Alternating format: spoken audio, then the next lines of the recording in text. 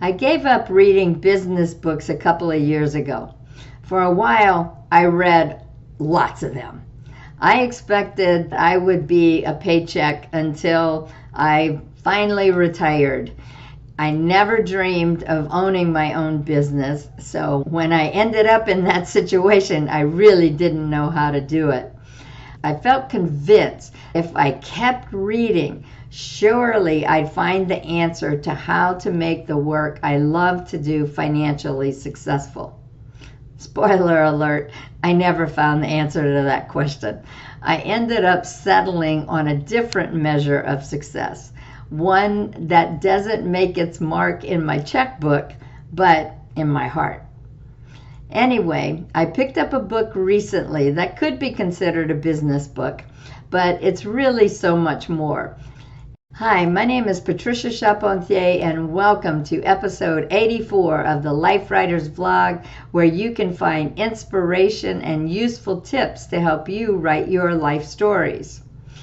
Cal Newport is a computer scientist trained at MIT and a best-selling author of several books, including Deep Work, A World Without Email, and Digital Minimalism. He's also a computer science professor at Georgetown University.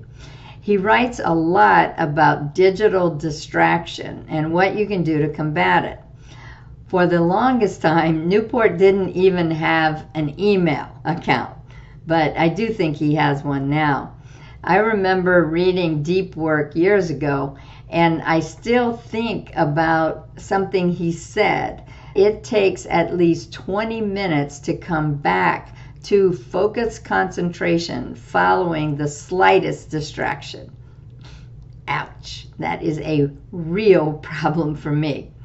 The title of his latest book, released earlier this year, is Slow Productivity. Slow productivity really intrigued me.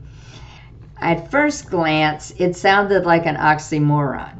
How can you be slow and productive at the same time?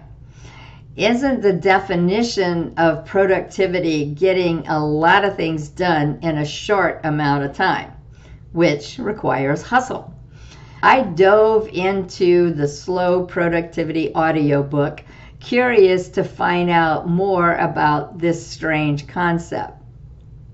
Newport opened the book talking about an author I've read in the past, John McPhee. John McPhee is a nature writer, a long-form journalist, a professor.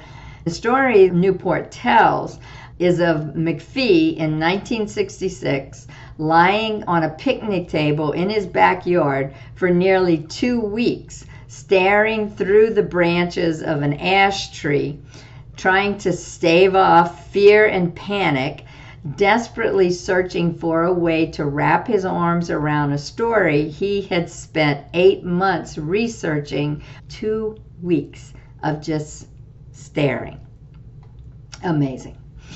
Then, to my utter delight and surprise, Newport used many authors and their writing processes as examples of slow productivity. Mary Oliver, Maya Angelou, Michael Crichton, Jeffrey Archer, Jane Austen, Peter Benchley, Dan Brown. He also drew on the work of artists, musicians, scientists, screenwriters, songwriters, actors. He looked at how each one of them approached their craft in a slow way. Newport bases his book, Slow Productivity, on 3 premises.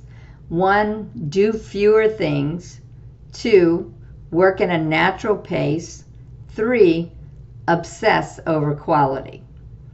In most of my career of owning my own business, I have failed miserably at all 3 of those, especially do fewer things and work at a natural pace.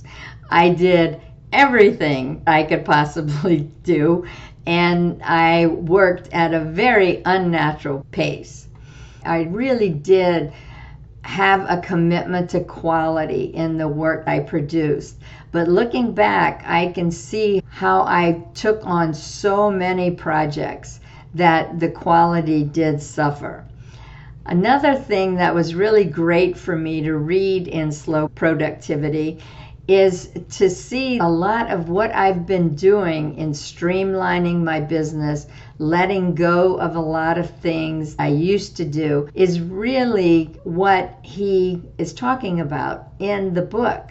Instead of taking every job that comes along and doing every line of work involved with writing life stories, now I use the joy method. If it brings me joy, I do it. If it doesn't, I don't. A lot of the types of work I did before, I no longer do because I had gotten to the point that those parts were no longer bringing me joy.